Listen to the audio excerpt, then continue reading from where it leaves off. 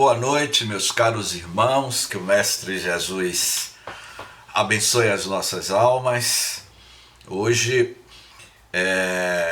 nós vamos apresentar o capítulo item 28, os cometas e a Via Láctea é o estudo de hoje, mas vamos dividir a nossa aula em três partes específicas. A primeira parte eu vou ler o item 18, o capítulo 18 do livro Os Mensageiros. A segunda parte do estudo é o livro da Gênese. E a terceira parte do estudo de hoje é um vídeo de 5 minutos sobre o Sagrado Coração da Terra, que é a letra da música Pantanal. E eu comentava que essa novela Pantanal foi ao ar em outubro, em junho de 1990, há 32 anos atrás. E naquela época, a novela Pantanal, com a letra Sagrado Coração da Terra, fazia uma associação à Mãe Gaia, à Mãe Natureza, o respeito pelo planeta. A letra da música fala sobre a interferência divina, estes seres interplanetários. Eu estou traduzindo o que a letra do Sagrado da novela Pantanal fala. E o personagem, um dos personagens da novela, que é o Velho do Rio, né? E que também está no livro Os Mensageiros, e que nós falamos sobre, André Luiz fala sobre os espíritos e a sua relação com a natureza. Livro esse, Os Mensageiros, psicografado em 1944, fevereiro de 44, e que no capítulo 18, 19 e 20, André Luiz vai falar sobre a relação dos espíritos com a natureza, como a novela Pantanal nos anos 90 abordou e como agora também está abordando. E também neste item que nós vamos ler hoje, ele também vai falar sobre a questão da influência dos espíritos sobre os cometas, sobre a nossa Via Láctea, a comunidade de espíritos que habitam outros planetas e que estava preocupado com o advento da Segunda Guerra Mundial. Então, nós vamos falar desses assuntos, vamos fazer uma relação entre essas três pontas, não é? E no final vamos assistir aí o nosso Pantanal, a letra da música, o nosso Pantanal, a Chapada Diamantina, onde eu estive em 2018 gravando e fazendo a produção no Pantanal, e que eu já convidei Graça para tirar foto lá com a Sucuri, mas Graça disse que não vai, então tudo bem, Graça. Então, meus irmãos, vamos iniciar o estudo de hoje, e eu peço a todos que prestemos bem atenção no diálogo de Alfredo com André Luiz, o que estava ocorrendo em plena Segunda Guerra Mundial. A guerra já estava a todo vapor e ele vai narrar o que estava ocorrendo no plano espiritual quando a Segunda Guerra, iria ceifar 60 milhões de pessoas. Perderam a vida em 6 anos de guerra. E o espírito André Luiz diz o seguinte: dirigiu-nos Alfredo significativo olhar e falou: não me sinto com direito de alertar-lhes o plano de serviço, mas seria conveniente pernoitar aqui. Esse diretor espiritual, Alfredo, em uma casa transitória no plano espiritual. Nós não temos aqui postos de emergências, temos um hospital e temos postos de emergência. Um desse posto de emergência no plano espiritual, muito próximo à crosta da Terra, Alfredo disse a André Luiz para que ele pernoitasse, que não seria muito seguro ele volitar até as regiões do conflito da Terra. Nossos aparelhos assinalam a aproximação de grande tempestade magnética ainda para hoje. Sangrentas batalhas estão sendo travadas na superfície do globo. Os que não se encontram nas linhas de fogo permanecem nas linhas da palavra e do pensamento. Aqueles que não estão na linha do fogo, como vocês estão acompanhando agora em tempo real, uma guerra que muitos estão na linha de fogo, estão morrendo, e os outros estão no campo da ideia. São os políticos, são as pessoas que estão discutindo a guerra enquanto jovens e milhares de pessoas estão morrendo. Quem não luta nas ações bélicas está no combate das ideias, comentando a situação, reduzindo o número de homens e mulheres, continuam cultivando a espiritualidade superior. É natural, portanto, que se intensifiquem ao longo da crosta espessas nuvens de resíduos mentais dos encarnados e vigilantes, multiplicando as tormentas destruidoras. André Luiz está dizendo aqui que quando há guerras, como está acontecendo, há resíduos mentais. Então, muitos ficam preocupados, vibrando na faixa da guerra, do ódio, da vingança, e você vai criar matéria mental específica, e que isso pode trazer doenças psicossomáticas para a humanidade. O que eu vou falar mais adiante aqui no próximo Inter é a preocupação dos outros espíritos que habitam outros planetas. É esse ponto que eu quero mostrar a vocês.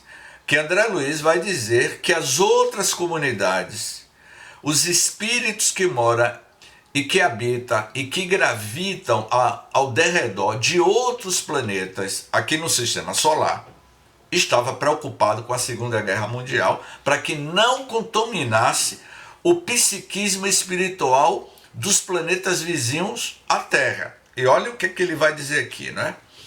A humanidade terrestre é uma família de Deus, como bilhões de outras famílias planetárias do universo infinito. Em vão, a guerra desfechará desencarnações em massa. Esses mesmos mortos pesarão na economia espiritual da Terra. Enquanto houver entre nós discórdia, né, pagaremos doloroso preço, e nós vamos pagar um doloroso preço, tá me ouvindo, meus amigos? Pelo que está acontecendo. Mas, James, o que eu tenho a ver com essa história? Todos nós moramos na mesma residência, estamos no mesmo barco, direta ou indiretamente, somos responsáveis pelo que está ocorrendo. Mas de que forma? André Luiz, mais uma vez, recomendo a todos. Faça uma nova leitura do livro Os Mensageiros, que ele vai falar exatamente sobre matéria mental. A forma que você pensa dentro do seu lar, a energia que você vai gerar do seu pensamento, você vai jogar para a psicosfera da Terra. E isso pode trazer modificações negativas, padrões negativos ou padrões mentais, como eu falei na semana passada lá na Casa do Caminho, sobre o pensamento cria a vida que procuramos. Então o planeta é o que nós estamos produzindo em termos de matéria mental. E é exatamente isso que André Luiz está querendo dizer aqui, não é? A guerra fascina a mentalidade de todos os povos, inclusive de grande número de núcleos das esferas invisíveis. Interfere nas esferas invisíveis, ele vai dizer aqui, que não empunham as armas destruidoras, dificilmente se afastará do verbo destruidor no campo da palavra ou da ideia, mas todos nós pagaremos tributo. Ele vai dizer que as guerras, que todos nós pagaremos um tributo, e como nós estamos pagando? A guerra está acontecendo lá, mas o preço do pão aumentou, o combustível aumentou. Mexe com a economia mundial, mexe com todos nós. É da lei divina, vai afirmar, Diogo, André Luiz, no capítulo 18. É da lei divina que nos entendemos e nos amemos uns aos outros. Todos sofreremos os resultados do esquecimento da lei, mas cada um será responsabilizado de perto pela cota de discórdia que haja trazido à família mundial. Alfredo parecia ponderar seriamente os conceitos ouvido e observou. E Aniceto voltou a considerar após silêncio mais longo e disse o seguinte: é esse ponto que ele vai dizer da preocupação dos habitantes de outros planetas da Via Láctea, dos habitantes do nosso sistema solar. Habitantes esses, os espíritos que habitam, torno a repetir, as psicosferas espirituais de Júpiter, de Marte, de Saturno, mas James. Mas a Voyager, que partiu em 1976, o telescópio Hubble, o James Webb, não está fotografando, não está vendo civilizações? Claro que não vai ver, porque eles estão vibrando em outras faixas que a tecnologia terrestre ainda não consegue captar, não é? Então, é aqui que ele diz o seguinte: estive pessoalmente, vai dizer Aniceto a André Luiz, a semana passada em Alvorada Nova. Alvorada Nova é uma das colônias espirituais mais avançadas sobre o planeta Terra, sobre o território brasileiro. Eu me lembro que aulas atrás eu falei sobre as colônias espirituais. E ele vai dizer que esta colônia espiritual, Alvorada Nova, que é muito mais evoluído do que a colônia Nosso Lar. Nosso Lar ainda é uma colônia espiritual e que lá tem uma população até a década de 40. A população de Nosso Lar, segundo André Luiz, era de 1 milhão de habitantes, de espíritos desencarnados, convivendo socialmente na metrópole Nosso Lar. E que a Alvorada Nova é uma colônia espiritual de espíritos ainda muito mais evoluídos do que aquela comunidade onde André Luiz narra, não é? Eu estive pessoalmente a semana passada em Alvorada Nova, e que fica em zonas mais altas, e vim a saber que avançados núcleos de espiritualidade superior dos planetas vizinhos, desde as primeiras declarações desta guerra, determinaram providências de máxima vigilância nas fronteiras vibratórias mantidas conosco, nas fronteiras vibratórias entre a Terra, Marte, Júpiter, Saturno, os planetas do nosso sistema solar, como também vocês vão ver mais adiante, que eu vou falar sobre o capítulo A Via Láctea e a sua comunidade, a diversidade de vida, o tamanho territorial cósmico da nossa Via Láctea. Mas André Luiz, ao revelar nos anos 40, eu vou tornar a repetir, estive pessoalmente a semana passada em Alvorada Nova, que fica em zonas mais altas, e vim a saber que avançados núcleos de espiritualidade superior dos planetas vizinhos desde as primeiras declarações desta guerra, determinaram providências de máxima vigilância nas fronteiras vibratórias mantidas conosco. Ensinam-nos os vizinhos beneméritos. Os vizinhos beneméritos, quem são esses vizinhos beneméritos? Que Galileu fala aqui no livro A Gênese, e que Jesus falou: há muitas moradas na casa de meu pai. Esses beneméritos vizinhos diz o seguinte: esses espíritos que habitam esses outros planetas mandou um recado para todos nós que estamos aqui nesta sala. 47 pessoas que estão aqui na sala, fora os ausentes. Um recado para os 8 bilhões de seres humanos que vivem na Terra.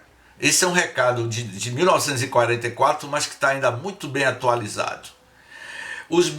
Ensina-nos os vizinhos beneméritos que devemos suportar nos próprios ombros toda a produção do mal que levamos a efeito. Somos finalmente a casa grande, obrigada a lavar roupa suja nas suas próprias dependências. Eu perguntaria a alguém aqui, quem está usando essa terminologia é o espírito André Luiz Aniceto, através da abençoada mediunidade de Francisco Cândido Xavier, que vai dizer que a gente deve lavar a nossa roupa suja na nossa própria casa, para não contaminar a casa do vizinho.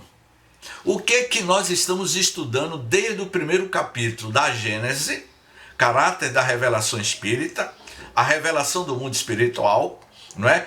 As diversidades de mundos, a evolução moral e espiritual de cada um de nós, e que os espíritos, em plena Segunda Guerra Mundial, ele vai dizer que é um problema eu não vou ler o texto todo, porque o texto aqui é grande, mas eu recomendo que leia o capítulo 18 do livro Os Mensageiros. Então, Galileu vai dizer exatamente isso, quando ele começa a descrever no item 28 a 32, que é a Via Láctea, a função dessa migração, a função dessa diversidade da bioquímica da vida, dessa diversidade de inteligências manipulando a formação dos mundos, impulsionando-nos a nossa evolução espiritual, porque eu tenho certeza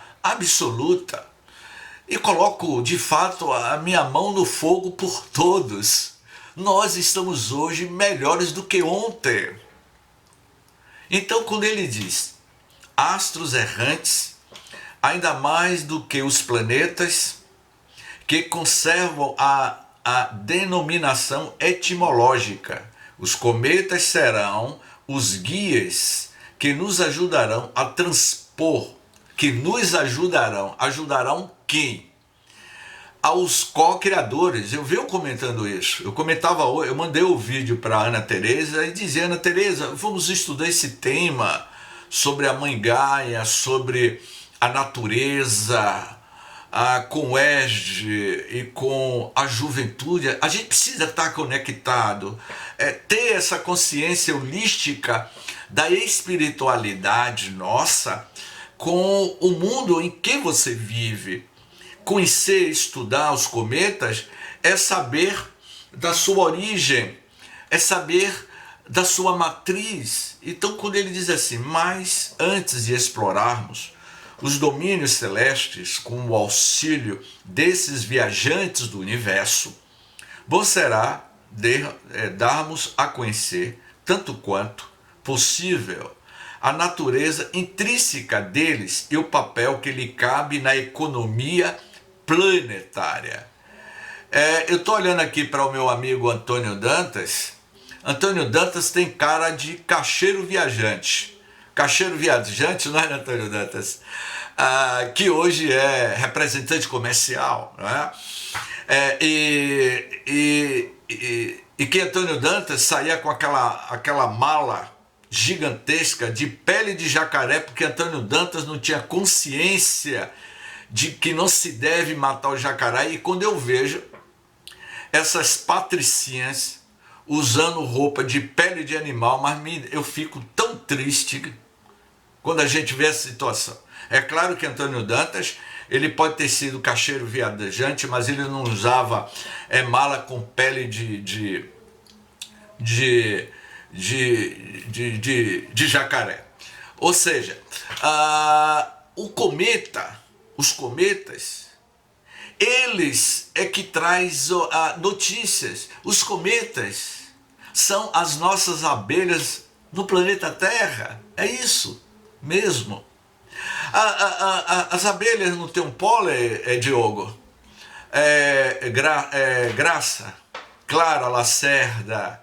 Clara Lacerda deixou de ter aquela paisagem lá das praias, ela agora está com uma plantação de girassol. As abelhas pousam nos girassóis de Clara Lacerda e saem distribuindo pólen, distribuindo vida.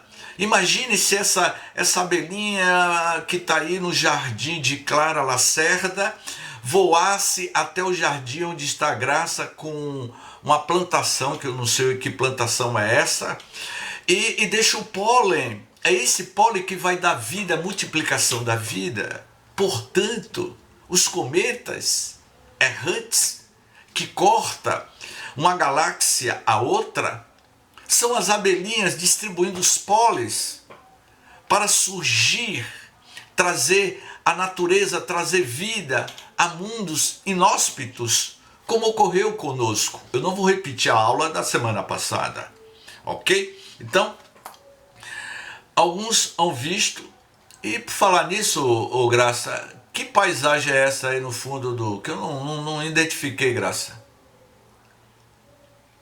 Eu também não identifiquei, não. Como é que pode um negócio desse? Ela bota um painel, não sei, depois o painel já veio gravado, já estava gravado. Ah, tá certo. Eu gostei e coloquei. Ótimo. Deve ser capim. Bote uma plantação de rosas, vai ficar lindo, Graça, não é? Eu vou mandar uma imagem para você colocar, não é? Você fazer um marketing lindo. Eu vou mandar uma imagem para você e para Clara, não é? Para vocês colocarem aí para homenagear o nosso Pantanal da Bahia. Alguns são vistos. Vou cobrar. Eu vou mandar aí para o grupo, certo? Alguns são vistos nesses astros, nessas abelhas que saem distribuindo o seu pólen cósmico para a reprodução da vida, saúde. Alguns são vistos nesses astros dotados de cabeleira, mundos nascentes a elaborarem ao primitivo caos em que se acham as condições de vida e de existência que tocam em partilha as terras habitadas. Outros imaginaram que esses corpos, os cometas, extraordinários, eram mundos em estado de destruição. E não é.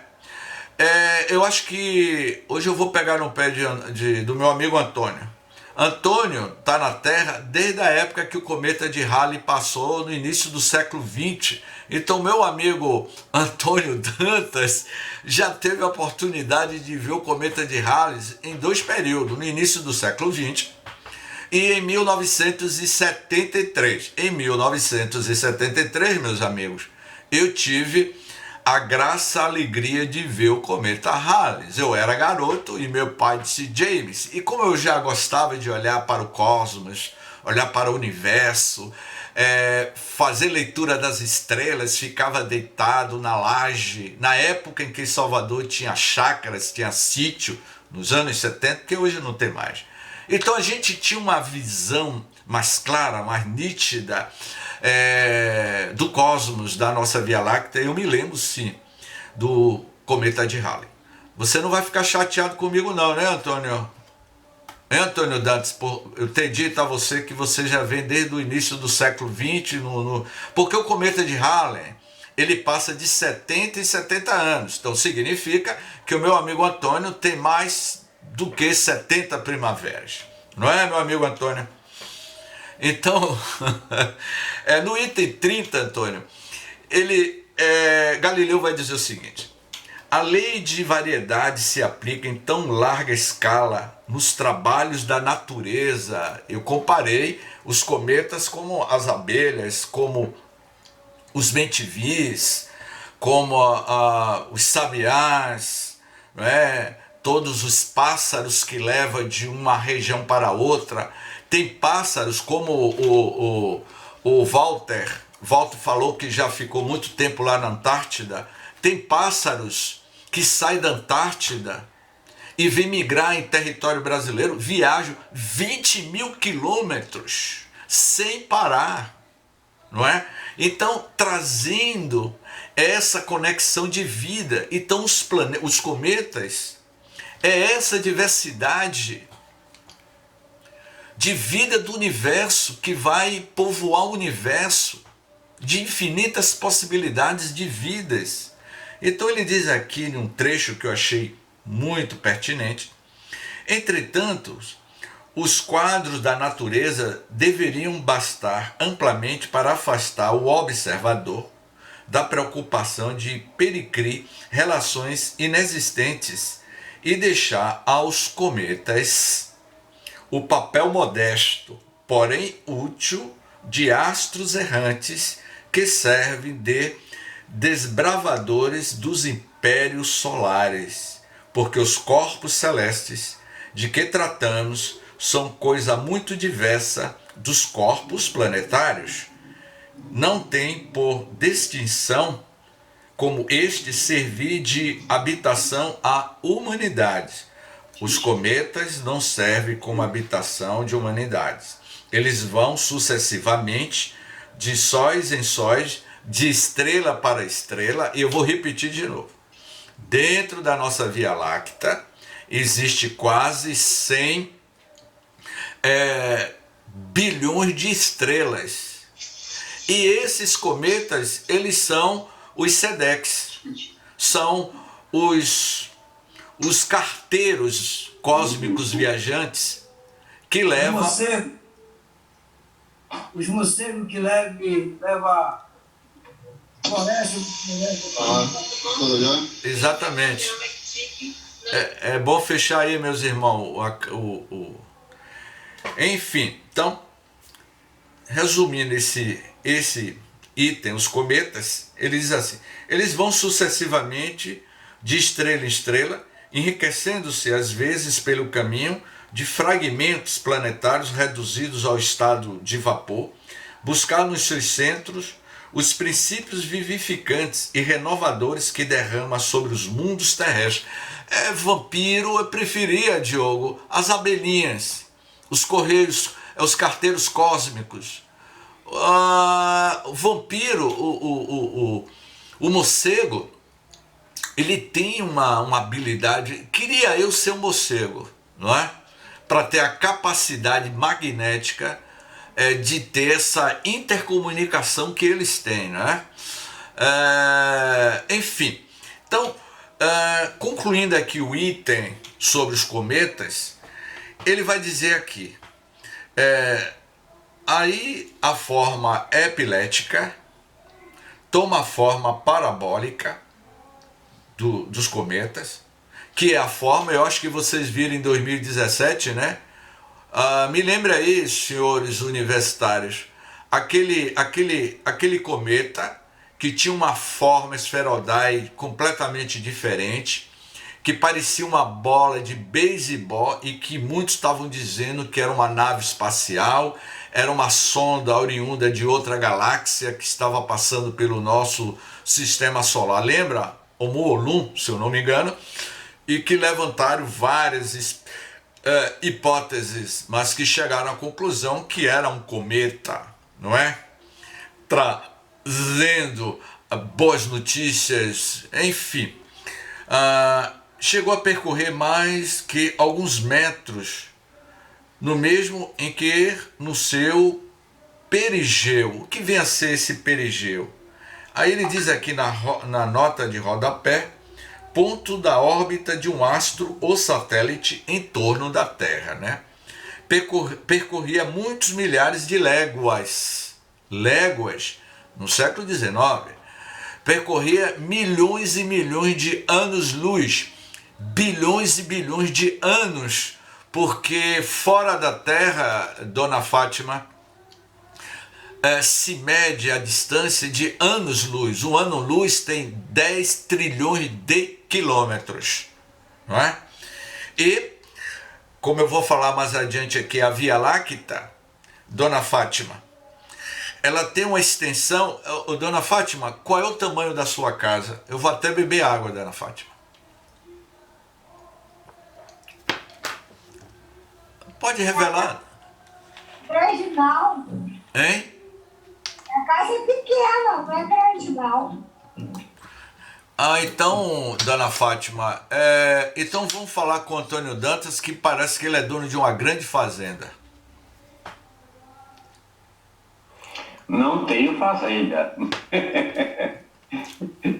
Meus pais já tiveram, eu não. Jailton, Aldo Cerqueira, mas rapaz, olha, a casa de Dona Fátima é pequena. A casa de graça, cada um tem a sua casa. Meu apartamento tem... Eu não vou dizer o tamanho do meu apartamento, porque aí vai querer todo mundo vir passar um final de semana aqui. Mas na casa de Clara Lacerda, parece que Clara tem uma sala gigantesca, tem uma constelação familiar dentro da sua casa gigantesca, que eu andei fuçando aí alguns Instagram de alguns companheiros, e me parece que Clara mora em uma super mansão. Então tem uns metros quadrados, não é, Dona Fátima? Então a casa de Clara Lacerda tem 300 metros quadrados, fora o quintal, não sei. Porque eu digo o seguinte... pobre, Clara, você está ouvindo, né, Clara? Pobre tem uma laje onde faz o seu churrasco final de semana. Mas rico, inventaram uma tal de moda agora que rico tem varanda gourmet, não é? Que é pequenininha. Eu prefiro ir para uma laje, aí de, não sei quem é que tem laje aqui, não é? Dona Lourdes Kennedy, né? Não sei se tem laje. Enfim, eu prefiro ir para uma laje que é maior. Então cada um... Não tem não, né? Hoje eu não estou acertando uma, rapaz. Então, o que eu quero dizer que se o meu apartamento tem 120 metros quadrados, é o espaço onde eu vivo. É 120 metros quadrados. Se entre a minha residência até a casa do caminho, em linha reta são 16 quilômetros. De aonde eu estou até a casa do caminho em Sussuarana, entre o bairro do Palmiúdo e Sussuarana, em linha reta são 16 quilômetros. De Salvador até Foz do Iguaçu, eu vou ser mais preciso ainda. Você pegando o ônibus ali no Fórum Rui Barbosa e indo para Foz do Iguaçu, são 3.200 quilômetros exatos, porque eu contei. Eu saí de Buzu, do Fórum Rui Barbosa, e fui para Foz do Iguaçu, no tempo que as pessoas estavam indo comprar objetos para vender, é melhor dizer assim, não é? 3.200 quilômetros. Então, Dona Fátima, para você medir a Via Láctea, não é por quilômetro. Quando você sai, Clara, porque eu acho que Clara já foi lá para Nova York. Então, quando Clara sai de Salvador em linha reta para Nova York, são 10.000 quilômetros.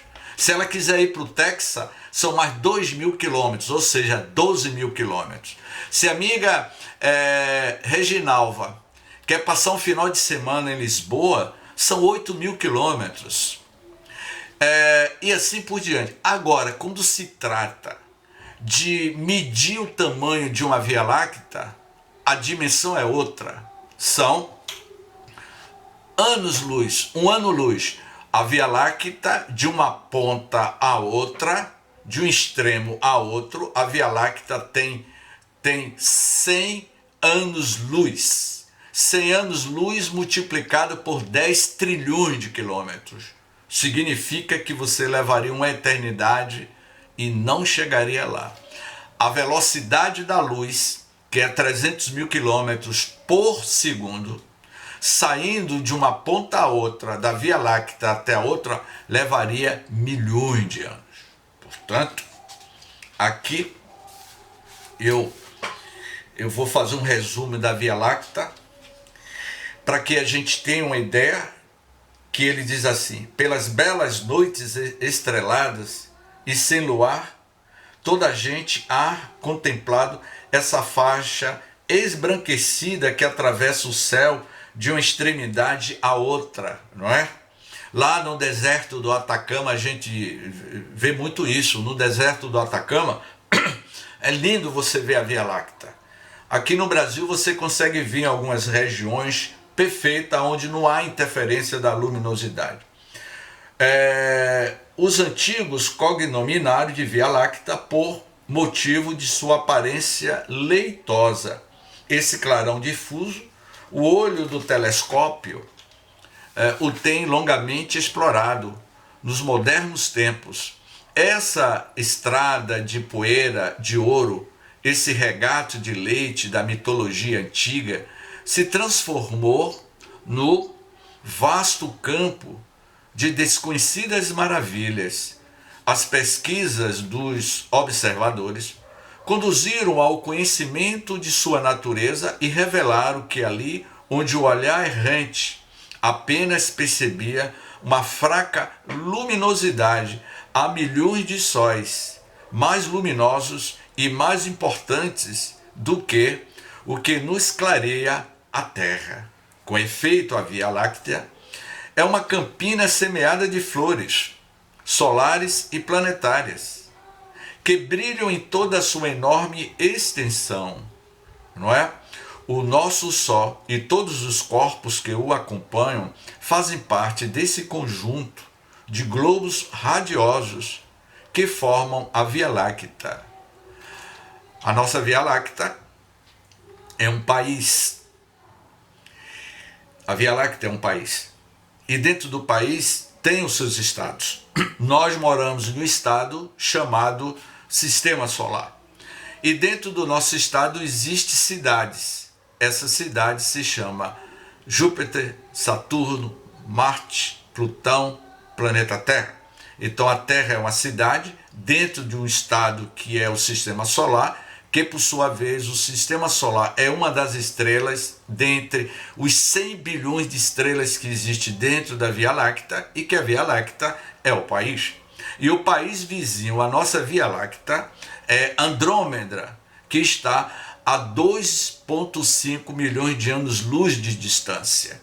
E Andrômeda tem 10 trilhões de estrelas, com infinitas possibilidades de vida e de espíritos, meus amigos, habitando e gravitando ao derredor desses mundos incomensuráveis.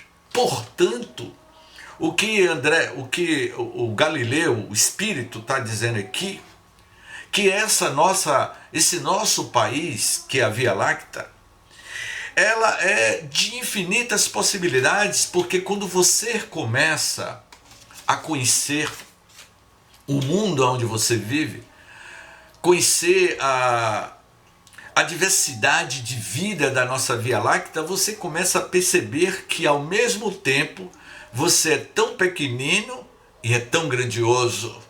Como o Diogo disse essa semana aí no grupo, ele mandou, naquele dia que eu postei aquela mensagem lá sobre a grandiosidade do cosmos, aquele documentário, o Diogo fez alguns comentários, vocês comentaram, para mostrar que nós somos sim capazes de nos tornarmos seres perfeitos. Então quando a gente tem essa potencialidade em si, dentro desse capítulo aqui que ele fala da Via Láctea, Jesus iria dizer: vós sois deuses, o cosmos está dentro de você, há infinitas galáxias no mundo íntimo de cada um de nós. Então descubra cada um as galáxias que existe dentro de você. Seja perfeito, como Teresa está dizendo aqui. Perfeito como o Pai misericordioso é perfeito. Então não vamos ficar preocupados com o dia de amanhã. Não deixeis aquela parábola que me fugiu agora, com o dia de amanhã. procure sempre tecer o fio da vida no seu presente precioso. Portanto, meus amigos, o estudo de hoje, eu vou passar para comentários de vocês, e após os seus comentários, eu vou passar o vídeo de 5 minutos, e esse vídeo, que é a trilha sonora da novela Pantanal, cuja a música se chama Sagrado Coração da Terra. Eu pediria a Ângela ou a Graça para colocar o vídeo, e quando vocês colocarem o vídeo, quem puder, pegue a letra, Ângela, a letra da música e coloque no grupo. Vocês vão ver o que Galileu falou aqui está dentro da letra. O que nós conversamos aqui está dentro da letra, Sagrado Coração da Terra.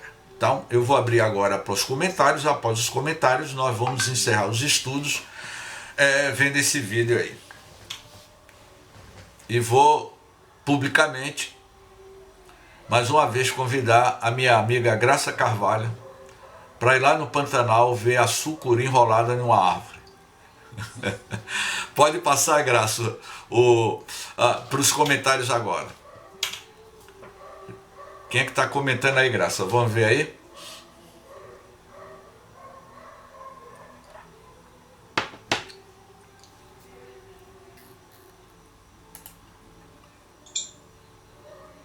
Comentar o mal é dar força a ele?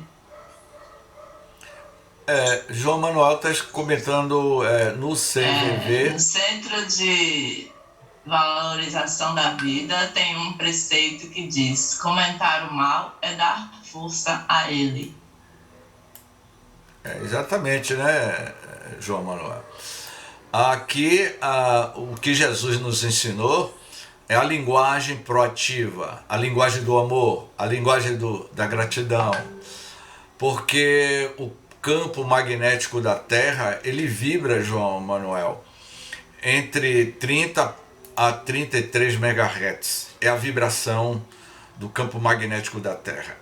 E esse campo magnético, ele sofre alteração à medida que nós aumentamos os nossos padrões negativos ou positivos, né? Então, não vamos dar força ao mal, mas vamos fortalecer o nosso sistema imunológico, emocional e espiritual, ouvindo Jesus, a Alegria dos Homens, de Sebastião Bach, música clássica, ouvindo as letras de Marcos Viana, Pantanal. Eu gostaria que vocês prestassem na letra Pantanal, não é? Nem tanto nas imagens, mas na letra Pantanal.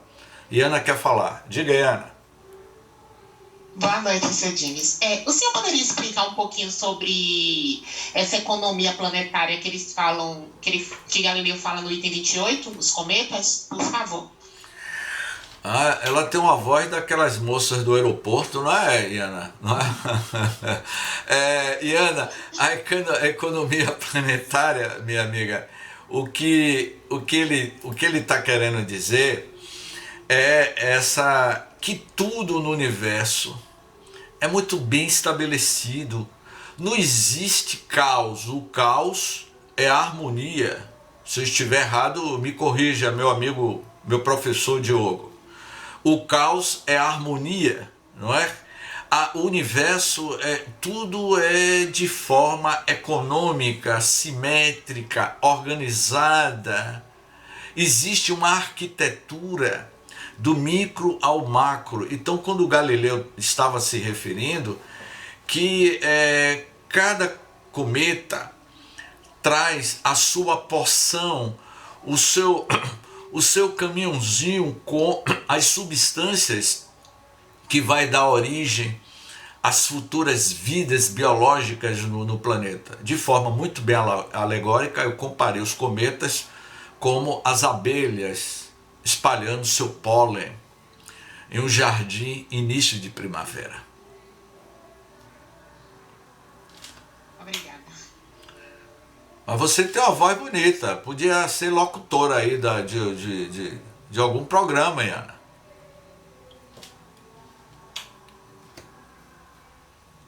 Mais alguém? Então? Pois não, Walter.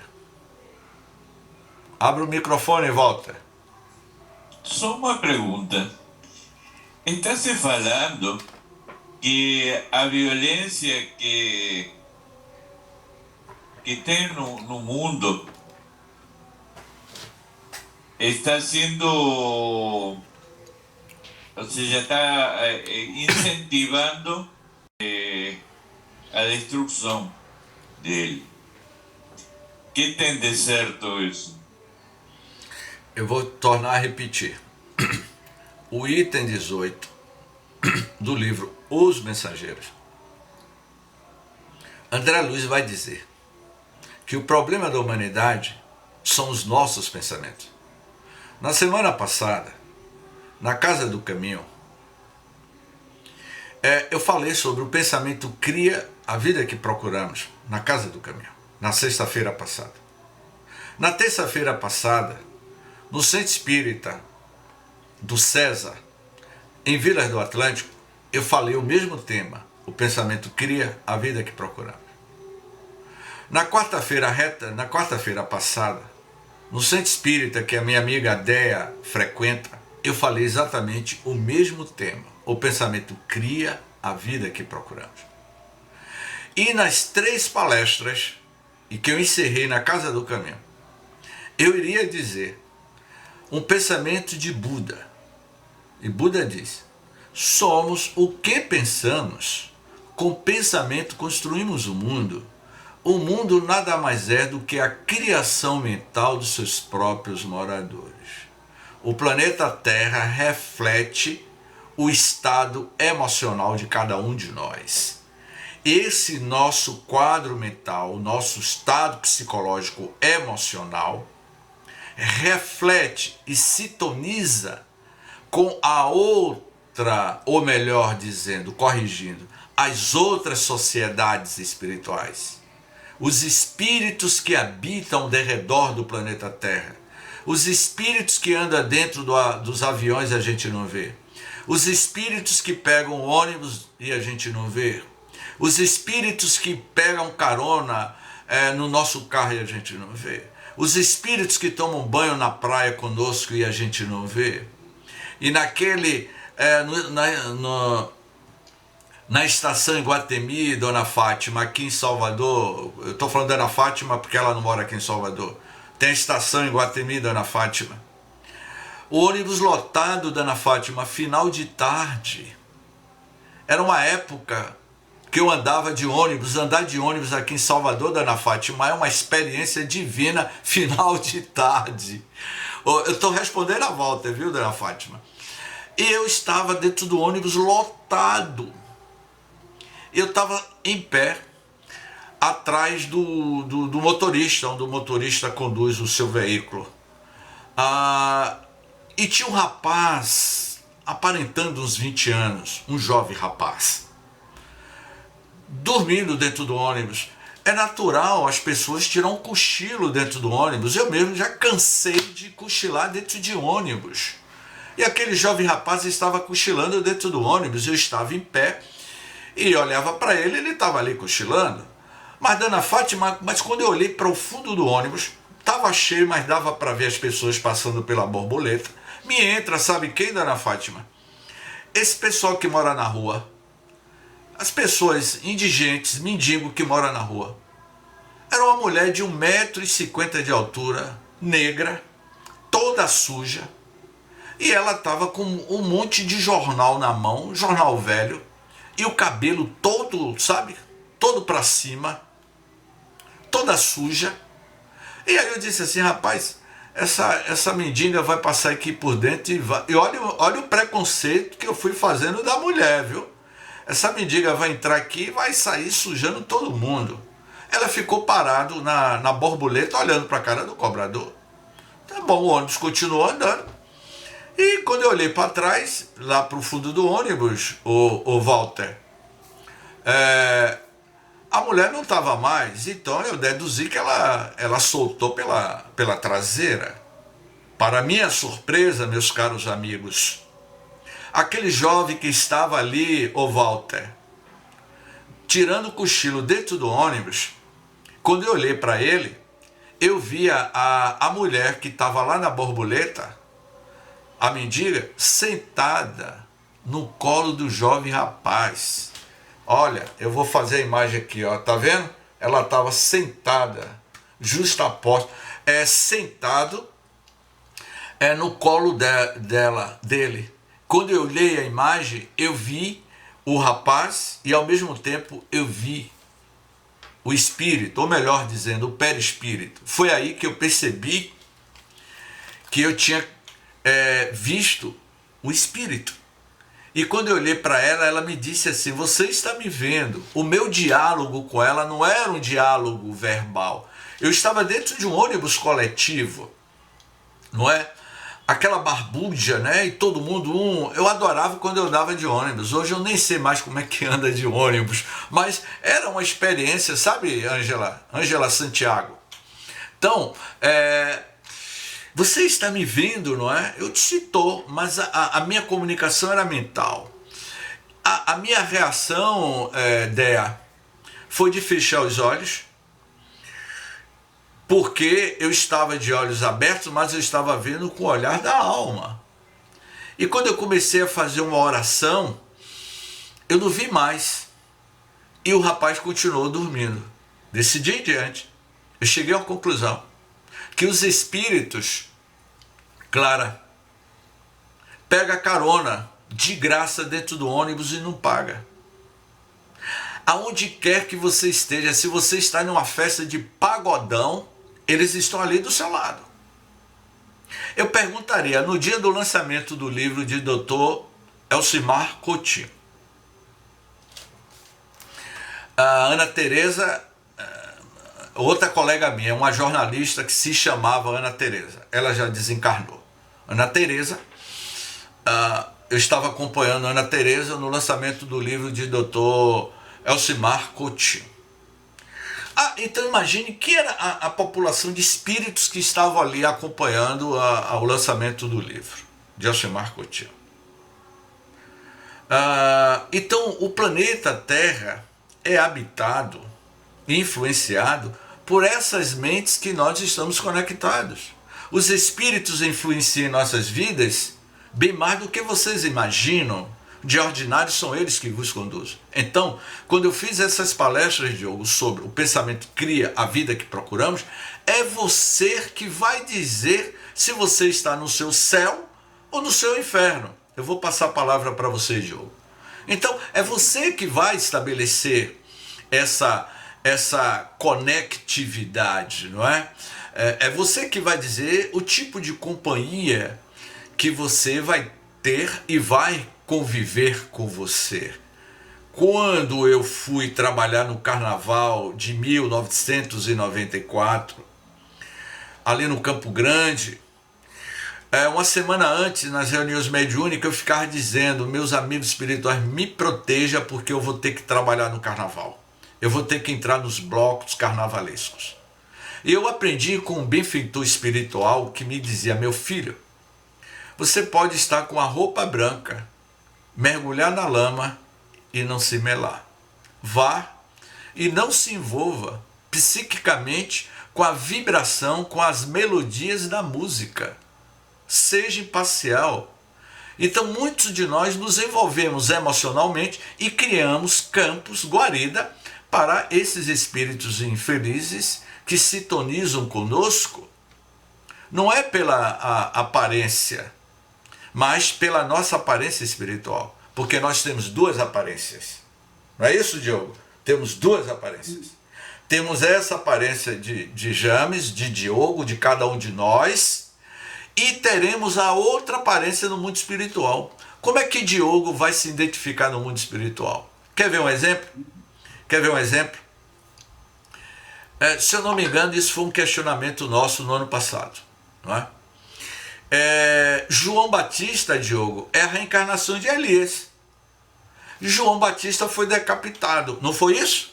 Mas quando, quando a transfiguração de Moisés e Elias transfigurado no Monte Tabor, por que o espírito de Elias não se identificou como João Batista? Ele se identificou como Elias. Por quê? Porque ele preferiu que aquela reencarnação que ele teve com Elias foi mais significativo naquele período do que João Batista. Então, eu posso desencarnar e mudar minha aparência, porque você terá a sua aparência de acordo com a sua índole, o seu caráter, a sua persona, porque você será o que realmente você pensa, você não tem como se esconder.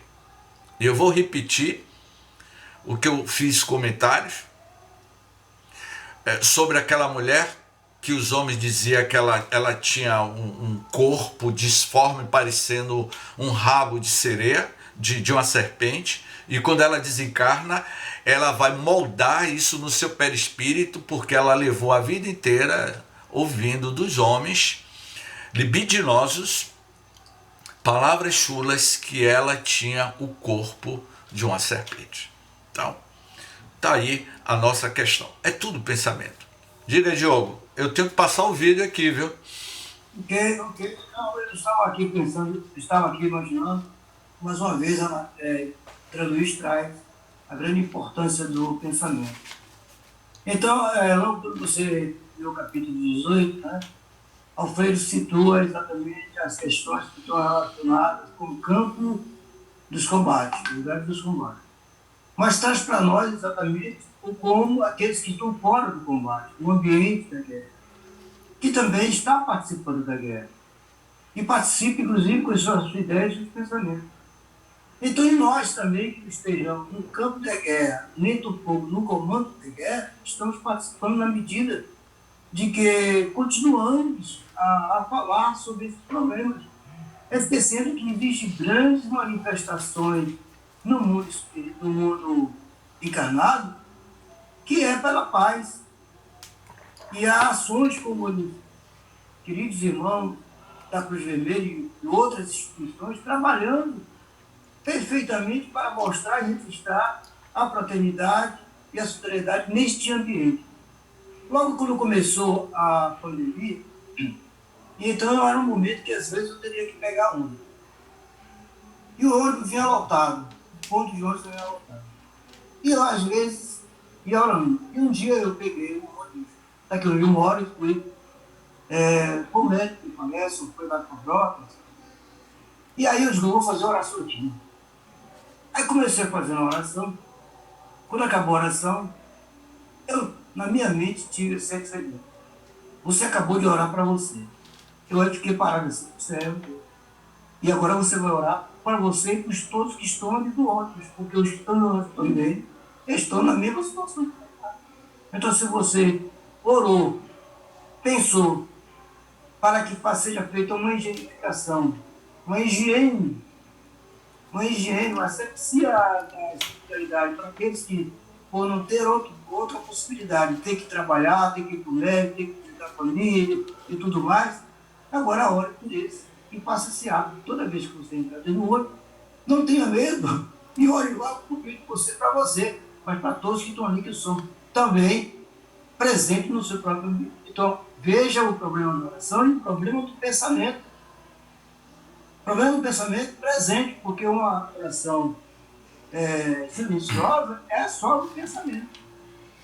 Então, é exatamente isso que a gente não compreende, não conhece, mas que a doutrina espírita, principalmente desse autor André Luiz, tem trazido como o pensamento cria energia. É energia. A fala também é energia. Então, a gente tem uma concepção de força, de energia, totalmente diferente do que esses irmãos estão trazendo. Porque eu posso não estar na guerra, mas posso não, com questões profissionais, estar estocando, guardando as gravuras, os retratos e os vídeos que vêm, aqueles que são bastante horrorosos para a humanidade. Então isso fica uma grande lição. Exatamente. Aí depois eu fico olhando a visão poética de Kardec, né, dos espíritos que estão orientando. Primeiro, você levantar os pássaros pequenos, plumagem, e aí comparar com o cometa. Ora, se o cometa pode fazer isso no universo e que não tem inteligência, imagine um homem que tem inteligência. E aqui no 33 me parece que tem uma coisa lindíssima referente a isso também, sobre a poesia, que todos nós temos condições de jogar para o universo. A Via Láctea, com efeito, é um campo semeado de flores solares ou planetárias, que brilham em sua vasta extensão. O nosso Sol e todos os corpos que acompanham fazem parte desses globos resplandecentes, dos tais se compõe a Via Láctea. Mas, apesar de suas dimensões gigantescas, no entanto, será um lugar inapreciável nessa vasta criação, pode contar uma trintena de bilhões de sóis semelhantes a ele, que gravitam nessa imensa região, distanciados uns dos outros, em mais de 100 mil vezes. E você traz as aves de arribação, que atravessam oceanos, atravessam continentes, levando o quê? Semeando, são verdadeiros agricultores, são os verdadeiros agentes da ecologia, assim como também dentro do universo. O Diogo, pegando essa fala de Diogo, que eles são os... Gostei bem dessa fala sua, Diogo. Os ecologistas cósmicos, né? Os cometas são os ecologistas cósmicos, né? E isso nos mostra a nossa grandeza, o amor que devemos ter pelo nosso planeta, pela Mãe Gaia, por tudo. Eu vou comentando muito isso, e eu tentei, assim, de forma, como o Diogo reforçou nos seus comentários, dizer que os cometas são essas abelhinhas, esses pássaros, não é?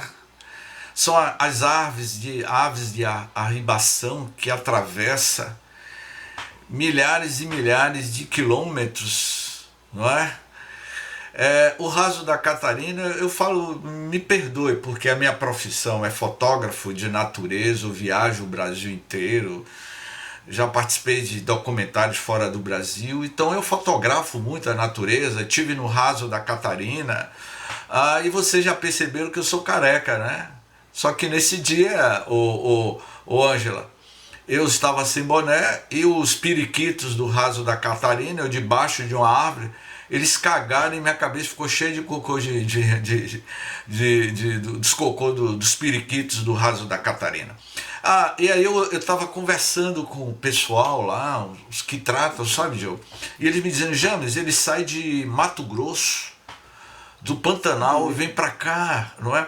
Então, os cometas, eles são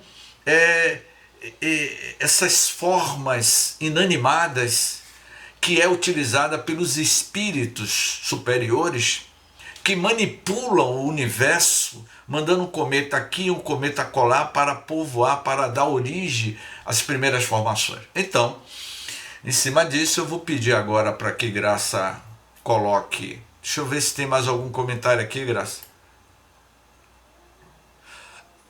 Verdade, os espíritos se afinam pelos nossos pensamentos, comportamento moral gera uma frequência vibratória. É isso mesmo, Tereza. Então, eu vou passar agora o vídeo aí, Graça vai liberar, são 5 minutos, e eu gostaria que vocês prestassem atenção, depois vamos liberar aí para o grupo, e liberar também aí, Graça, a letra, não é?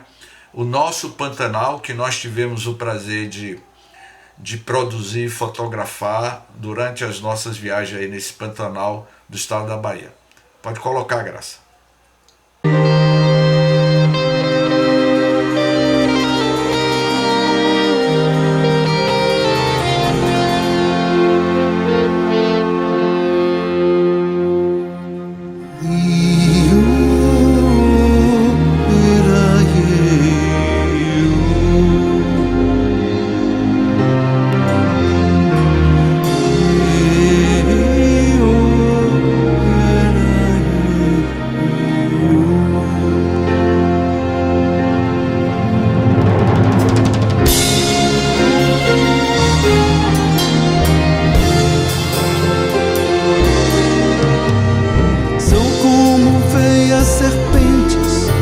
os rios que trançam o coração do Brasil, levando a água da vida do fundo da terra ao coração do Brasil. Gente que entende, que fala a língua das plantas, dos bichos. Gente que sabe o caminho das águas, das terras, do céu. Velho mistério guardado no fundo das matas sem fim, tesouro perdido de nós, distante do bem e do mal, filho do Pantanal.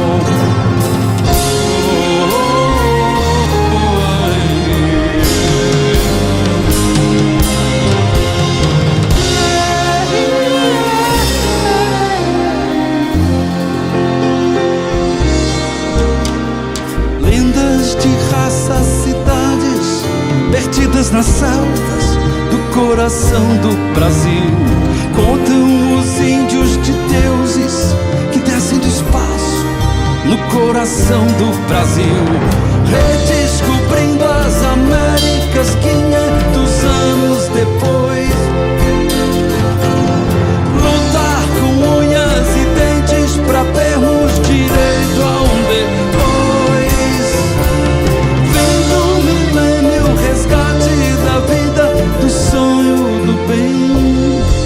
A terra é tão verde e azul, os filhos dos filhos dos filhos dos nossos filhos verão.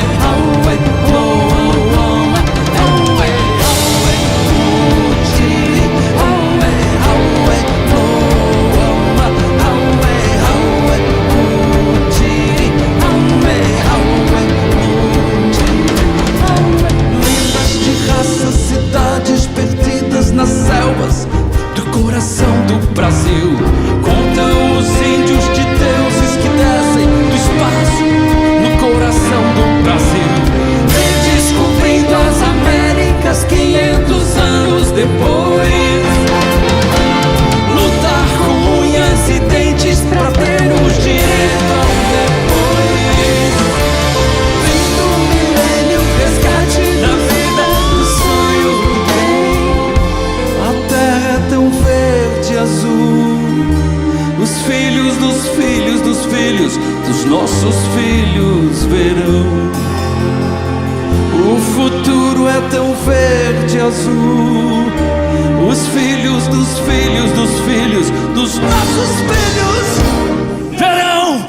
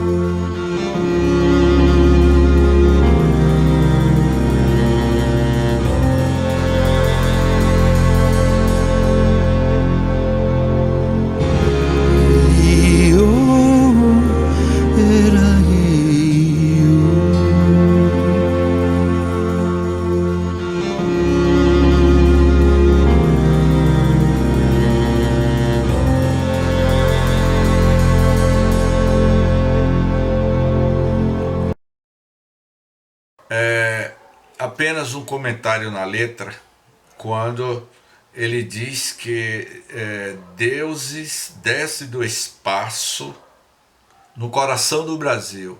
Deuses descem do espaço no coração do Brasil. Quem são esses deuses? O que Erich von Däniken comentava no seu livro eram os deuses astronautas. Os meus diálogos com alguns índios, eles comentam que às vezes na linguagem tupinambá ou na linguagem quiriri, que é outra comunidade, eles vão descrever que são formas de luzes que aparecem e desaparecem, como se fossem deuses na linguagem dele. Então, fica aí a mensagem para todos nós, de que nós somos filhos da grande Mãe Gaia, e que a Mãe Gaia é este planeta abençoado, ligado a tantos outros planetas que gravitam dentro do nosso próprio universo. Nós somos irmãos em humanidade cósmica. E os espíritos mais evoluídos, as civilizações mais evoluídas, sim, se preocupam com o estado evolutivo em que nós nos encontramos, e ele certamente sempre estará e continuará nos auxiliando na nossa trajetória. Gratidão, muita paz, e aqui eu passo para vocês. Eu já liberei aí, Ana, tá aí no grupo já, não é, esse vídeo, para que a gente possa fazer uma reflexão mais profunda. Gratidão a todos, boa noite, muita paz, e assistam Pantanal fazendo uma análise sobre a ecologia centrada nos valores do espírito. Gratidão, muita paz. Gratidão, Jamie. Obrigada. Viu? Tchau, boa noite. Já está livre. Tchau, Liane. Olha que coisa linda, Liliane. Tchau. Tchau, um abraço. Tchau, um abraço. Tchau, Dona Glória Vasconcelos.